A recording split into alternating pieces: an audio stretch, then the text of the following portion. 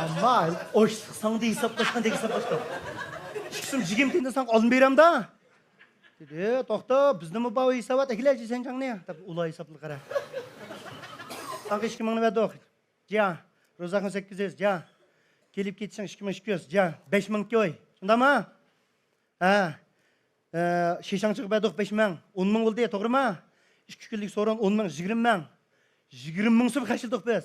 Hem de 20 ming so'mda bapta bir tal lavuz yumruğunu koşuytay. 1361 tal kısak. 14 so'm 70 tindin kip ketdi bu.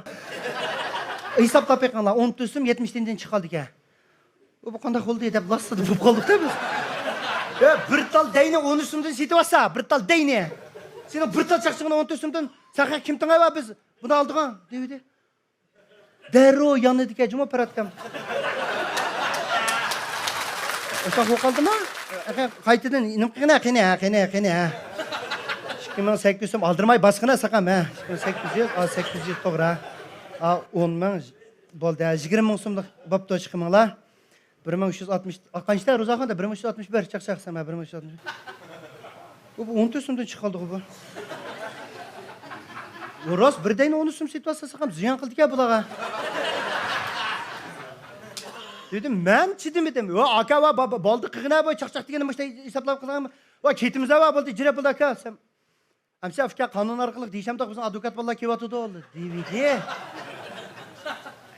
Yaman qo'rqaman cho'man. Ya bo'ldi aka, bo'ldi. Ichlik tayli bo'ldi, gap yo'q. Bunda qonunlarni oldi deyishib mayli dedi. Kayfiyatimiz o'lib bo'ldi, majbur yana bordik bu sorunga. Basaq yilqi apparatlar, yana yilqi 50 qapoq, mopoq, mushtaq o'tirib juma qillar. Ha, keldi bularni. Hozir kelindi. Ha, qani Parat sen bir yumru bilan boshlig'ini dedi Paratkam. Bir yumur dedi. İnsan kulmidi qara. Yana birini degina aka sen. Yana birini dedi. Oy, tunugin dap bo'lding buni. Ben chaqchig'imizni tizimlab bo'pti bular. Sen birini dere dedi. Bir kun esamkam sen. Oy, bo'ldi, unimi tunugin dap bo'lding-ku. Mana acha daftarni acha, mana bo'lmaydi.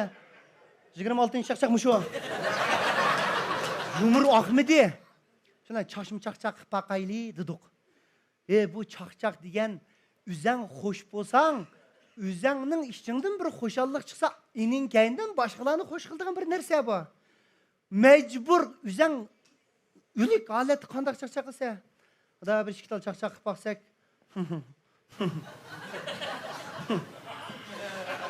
Çaqchaq deganmi shu?